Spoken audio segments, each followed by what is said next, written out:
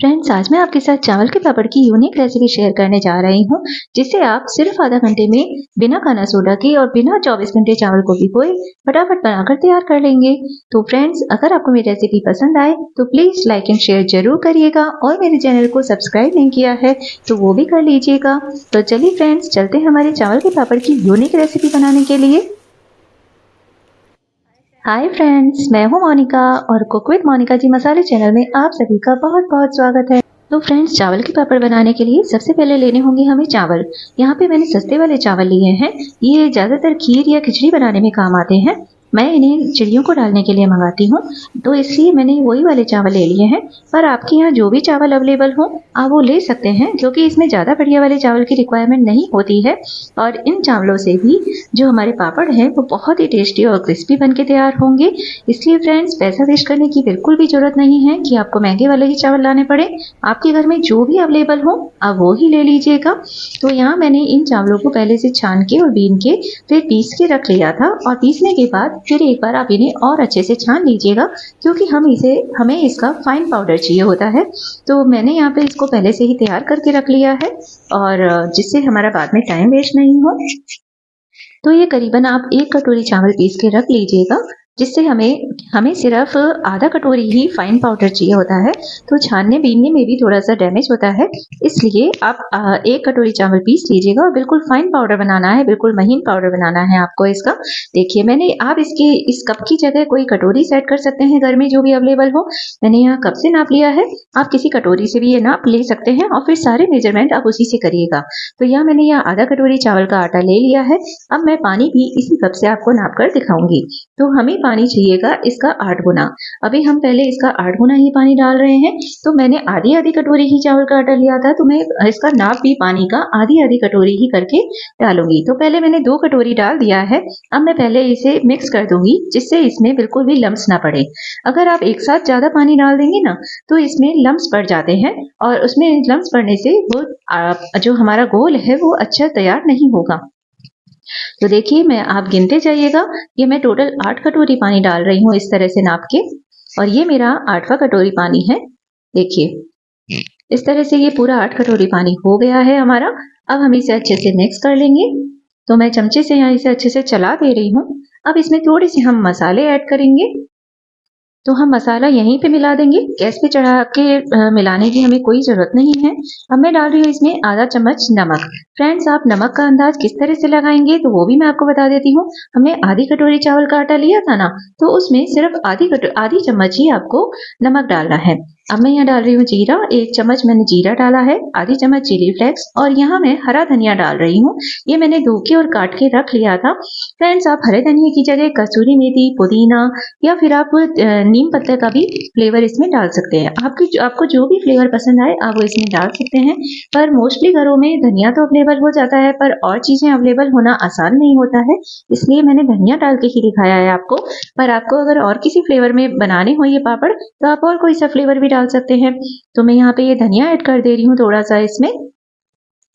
लीजिए, हमारा धनिया भी ऐड हो गया है। अब हम इसे गैस पर चढ़ा देते हैं। तो अब मैं गैस की फ्लेम को ऑन कर दे रही हूँ। अब हमें इसे चलाते रहना है। तो जब तक इसमें उबाल नहीं आ जाए ना, तब तक आपको इसकी आंच को तेज रखना है और थोड़ा सा इसे चलाते रहना है, जिससे आटा नीचे बैठे नहीं और भगोनी में वो लगे नहीं। और फ्रेंड्स, आपको भगोनी लेते समय भी आपको ध्यान रखना होगा कि आपकी भगोनी मोटे पैंदे की होनी चाहिए, पतले पैंदे की आपकी भगोनी नहीं होनी चाहिए, वरना आटा नीचे लग जाएगा और जल जाएगा। तो ये घोल आपका खराब हो जाएगा और इसका फ्लेवर भी चावल का जो आटे का फ्लेवर होगा वो भी बिगड़ जाएगा।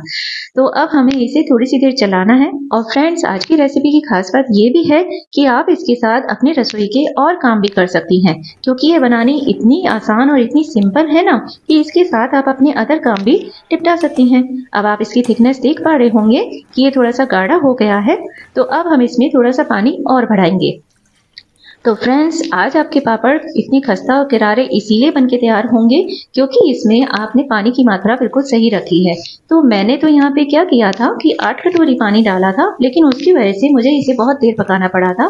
तो फ्रेंड्स आप दोबारे वाले पार्ट में सिर्फ 4 कटोरी ही पानी डालिएगा, इससे ज़्यादा मत डालिएगा क्योंकि वरना फिर आपको बहुत ज़्यादा देर पकाना पड़ेगा। तो मुझे इसे पकाने में 1 घंटे का समय लग गया था, इसलिए आप सिर्फ 4 कटोरी पानी डालेंगे ना तो ये टोटल 12 कटोरी पानी हो जाएगा और आपका ये चावल का पापड़ का जो ये घोल है आपका फटाफट से आधा से पौना घंटे में बनके तैयार हो जाएगा। तो इसलिए आपको अब इसे थोड़ा सा चला देना है और पूरा ये 12 कटोरी पानी डालने के बाद आप इसे थोड़ी सी देर चलाते रहिएगा और जब तक इसमें उबाल नहीं आ जाए, तेज उबाल नहीं आ जाए, तब तक आपको गैस को तेज ही रखना है, तब तक मंदा नहीं करना है। तो हमने इसे अच्छे से चला दिया है और बीच बीच में भी आपको इसे चलाते रहना है जिससे आटा नीचे बैठे नहीं और लगे नहीं। अब देखिए उबाल आ गया है तो मैं गैस को तेज बिल्कुल मंदा कर दे रही हूँ और इसे थोड़ा सा चला देंगे जिससे ये नीचे बैठ जाए। अब मंदी आंच पर आपको इसे आधा से पौना घंटा तक पकाना होगा और पकाने के बाद फिर मैं आपको दिखाऊंगी कि आपको इसकी कंसिस्टेंसी कितनी रखनी है और उसका तरीका भी बताऊंगी कि आपको कैसे पता लगेगा कि आपका चावल का जो घोल है वो तैयार हो गया है, उसका भी मैं आपको तरीका इसमें बताती जाऊंगी। तो अब हमने इसे अच्छे से चला दिया है जिससे हमारा घोल बाहर नहीं निकले भगोनी से। देखिए थोड़ा सा थिकनेस आनी शुरू हो गई है मेरे घोल में। तो आप भी बीच बीच में इस तरह से चमचे से इसको बिल्कुल नीचे तक आपको चलाना है, पैंदे तक, जिससे पैंदे में बिल्कुल भी लगे नहीं आपका आटा। इस बात का आपको खास ख्याल रखना है। और देखिए आपका आटा गाढ़ा होना शुरू हो गया है और आप साइड में जो मलाई है वो भी देख पा रहे होंगे, ये मलाई भी जम गई है। ये भी इस बात का सबूत है कि आपका चावल का आटा अच्छे से पक के तैयार हो गया है। और घोल की आप थिकनेस देखिए, देखिए कितनी अच्छी थिकनेस आ गई है ना। तो ये आपका चावल का आटा पक के तैयार हो गया है। और फ्रेंड्स आपका जब ये तैयार हो जाएगा ना तो ये बिल्कुल जब फाइनल हम इसको बंद करेंगे तो आपका ये बिल्कुल पौना भगोनी ही रह जाएगा और जब इसे हम ठंडा होने रखेंगे तो ये बैठ के आधी भगोनी ही रह जाएगा। इसीलिए हमने इसमें नमक भी कम डाला था क्योंकि चावल पकने के बाद इसका जो घोल है उसमें नमक इतना सफिशिएंट रहता है और मतलब पकने के बाद भी ये जब चावल ये पापड़ बनेंगे ना आपके तो ये कम हो जाता है घोल, इसलिए हमने इसमें नमक कम डाला था। अब हमने गैस बंद कर दी है, आप इसकी कंसिस्टेंसी देख पा रहे होंगे, बिल्कुल परफेक्ट कंसिस्टेंसी है और हमारा घोल पूरी भगोनी से पौना भगोनी रह गया है और अभी जब ये ठंडा हो जाएगा तो ये आधी भगोनी रह जाएगा। अब मैं आ गई हूँ अपनी छत पर और यहाँ आप देख पा रहे होंगे मैंने कितने सारे पेड़ पौधे लगा रखे हैं। तो अब मैं यहाँ पर ही अपने ये चावल के पापड़ सुखाने वाली हूँ क्योंकि इसे धूप चाहिएगी एक दिन की। वैसे तो ये कमरे में भी सुखा सकते हैं लेकिन कमरे में अगर हम ये पापड़ बिछा देंगे तो चलने फिरने के लिए जगह नहीं बचती है ना।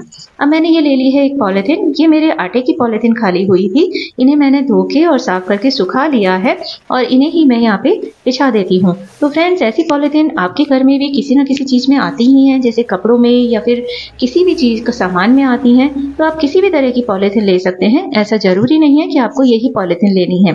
और इसको मैं थोड़े से वेट रख दे रही हूँ इसके ऊपर और पॉलिथीन को एक बार मैं अच्छे से साफ कर दे रही हूँ कपड़े से, जिससे हमारा पापड़ बिल्कुल भी किरकिरा नहीं हो। और आपको चावल के पापड़ ये बनाना बहुत ही आसान लगेगा, बहुत ही आसान तरीके से मैं आपको बताने वाली हूँ।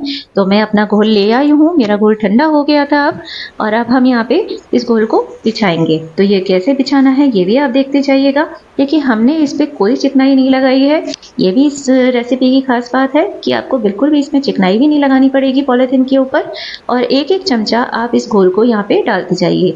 और चावल के पापड़ ये जो आप बिछाएंगी ना तो थोड़ा सा आपको थिकनेस में रखने हैं, मतलब थोड़े मोटे मोटे बिछाने हैं क्योंकि ये सूख के बिल्कुल पतले हो जाते हैं, इसलिए आपको थोड़े मोटे ही बिछाने हैं, इनको बिल्कुल पतला नहीं बिछाना है वरना ये आपके पापड़ फट जाएंगे। तो देखिए मैंने यहाँ पे बिछा दिए हैं और छोटे या बड़े जिस साइज़ में भी आपको पापड़ चाहिए आप उसी साइज़ की बिछा सकते हैं इन पापड़ को। तो मैंने यहाँ पे मीडियम साइज़ ही रखा है क्योंकि कढ़ाई में तलने में भी तंग करते हैं, ज़्यादा बड़े पापड़ होते हैं तो मैं मीडियम साइज़ के पापड़ बना रही हूँ। और मेरा सारा घोल पूरा हो गया है और मेरे टोटल ये 21 पापड़ बनकर तैयार हो गए हैं। तो देखिए मेरे पापड़ कितने सुंदर लग रहे हैं, आप देख पा रहे होंगे, और इन्हें बनाना कितना आसान था वो भी आपने देखा होगा। और फ्रेंड्स अब मैं इन्हें लगाऊंगी पूरी एक पूरे दिन की धूप, जिससे ये मेरे पापड़ फटाफट से तैयार हो जाएं और आप देखेंगे कि सिर्फ 1.5 दिन में मेरे पापड़ बनके तैयार हो जाएंगे। और देखिए 24 घंटे बाद आप देख पा रहे हैं मेरे पापड़ सूख गए हैं और इस समय मैं कमरे में हूँ और कमरे में ही मैंने इन्हें बिछा रखा है। अब इन्हें हम पलट देंगे और ये मेरे करीबन 90% तक सूख गए हैं और मैं इन्हें अभी आधा दिन के लिए और पंखे की हवा में ही रखूंगी, क्योंकि बाहर बंदर बहुत आता है ना, तो वो खराब कर जाते हैं चीज़ों को, इसलिए मैं इन्हें आज बाहर नहीं डाल रही हूँ। आज सुबह से ही बहुत बंदर आ रहे थे तो मैंने अब इन्हें पलट दिया है। तो इन सारे पापड़ को मैं पलट दे रही हूँ और आपको पलटते समय थोड़ा सा ध्यान रखना होगा, थोड़ी सावधानी रखनी होगी। और देखिए कितने आराम से उतर रहे हैं ये पापड़, ये आप देख पा रहे होंगे। बिल्कुल भी परेशानी नहीं हो रही है इन्हें पलटने के लिए, बस आपको थोड़ा हाथों का सहारा लगाते हुए इन्हें पलटना है। और लीजिए मेरे सारे पापड़ पलट के तैयार हो गए हैं और आपने देखा कि हमारी सिर्फ आधा कटोरी चावल के आटे से पूरे 21 पापड़ बन के तैयार हो गए हैं। तो आप कम क्वांटिटी में भी इन्हें फटाफट बनाकर तैयार कर सकते हैं और इन्हें कभी भी बनाया जा सकता है। तो ये मेरा 1.5 दिन पूरा हो गया है और मेरे पापड़ सूख के बिल्कुल तैयार हो गए हैं, परफेक्टली क्रिस्पी हो गए हैं। तो मैं आज इन्हें आपको अब तल के भी दिखाऊंगी और कितना अच्छा कलर आया है इनका। तो फ्रेंड्स आइए अब हम इन्हें तल के भी देख लेते हैं कि ये कितने खस्ता और क्रिस्पी बने हैं, बिना खाना सोडा के और बिना 24 घंटे की भिगाई के। तो अब मैंने तेल गरम कर लिया है। तो ये चेक करने के लिए कि हमारा तेल ज़्यादा गरम तो नहीं हो गया है, मैं छोटा सा पीस डाल रही हूँ और देखिए मेरा पीस अच्छे से तल के तैयार हो गया है, इसका मतलब हमारा तेल ज़्यादा गरम नहीं है। तो अब मैं डालूंगी इसमें हमारा पापड़। तो मैंने एक पापड़ ले लिया है और ये मैं इसे तल के दिखा रही हूँ। आप देख पा रहे होंगे कितना बड़े साइज का पापड़ बन के तैयार हुआ है। फ्रेंड्स मुझे चमचे से तलने में थोड़ी सी परेशानी लगती है, तो मैं तो चिमटे से ही पकड़ के तलती हूँ पापड़ को। आप भी जैसे प्रेफर करें आप वो तल सकते हैं। और देखिए हमारा पापड़ कितना अच्छे से बन के तैयार हुआ है और इसी तरह से मैं अपने सारे पापड़ तल लेती हूँ। देखिए कितने अच्छे से और एक ही बार में तले जा रहे हैं ये सारे पापड़। और आपको इन्हें लो मीडियम फ्लेम पर ही तलना है, फ्लेम को ज़्यादा हाई नहीं करना है वरना पापड़ एकदम से जल जाता है, क्योंकि ये बहुत पतले होते हैं ना, तो बहुत ये ज़्यादा तेज़ गर्म तेल में नहीं तले जाते हैं वरना ये खराब हो जाते हैं। तो अब हम ये सारे पापड़ इस तरह से तल लेते हैं। तो मैंने यहाँ फ्रेंड्स सारे पापड़ तो नहीं तले हैं, मैंने 7-8 पापड़ तल लिए हैं आपको दिखाने के लिए, क्योंकि आजकल मौसम में थोड़ी सी मॉइस्चर है तो वो जल्दी सील जाते हैं, इसलिए मैं आपको दिखाने के लिए थोड़े पापड़ मैंने तल लिए हैं। अब मैं इन्हें आपको चेक भी करा दे रही हूँ कि ये कितने क्रिस्पी और खस्ता बन के तैयार हुए हैं। और आप पापड़ देख पा रहे होंगे कितने सुंदर लग रहे हैं और कितने बड़े बड़े भी लग रहे हैं। अब मैं आपको यहाँ पे चेक कराती हूँ, आप इसकी आवाज़ सुन के देखिएगा कितने क्रिस्पी और खस्ता हैं। वाओ कितनी क्रिस्पी आवाज़ है, मज़ा ही आ गया इसे देख के। तो फ्रेंड्स आप भी इसे ज़रूर बनाइएगा और इतनी आसान रेसिपी आज तक आपको देखने को नहीं मिली होगी। और फ्रेंड्स इस तरह से आप भी ट्राई करिएगा और अपने कमेंट मेरे साथ ज़रूर शेयर करिएगा कि आपके पापड़ कैसे बन के तैयार हुए। और अगर आपको मेरी रेसिपी पसंद आई तो प्लीज़ ज़्यादा से ज़्यादा लाइक एंड शेयर करिएगा और मेरे चैनल पर नए हैं तो प्लीज़ सब्सक्राइब जरूर कर लीजिएगा, क्योंकि नेक्स्ट रेसिपी मैं आपके लिए लेकर आ रही हूँ मक्का के आटे के पापड़ किस तरह से आप बहुत ही आसानी से बना के तैयार कर सकते हैं। अगर आपके घर में मक्का का आटा बच गया है सर्दियों का तो आप उसके इस तरह से क्रिस्पी खस्ता करारे से पापड़ बना के तैयार कर सकते हैं। तो ऐसे ही इन्फॉर्मेटिव वीडियोस मैं आपके लिए लाती रहूँगी, इसके लिए आप मेरे चैनल को ज़रूर सब्सक्राइब कर लीजिएगा। फ्रेंड्स मिलते हैं नेक्स्ट वीडियो में, तब तक के लिए bye bye, tata, take care.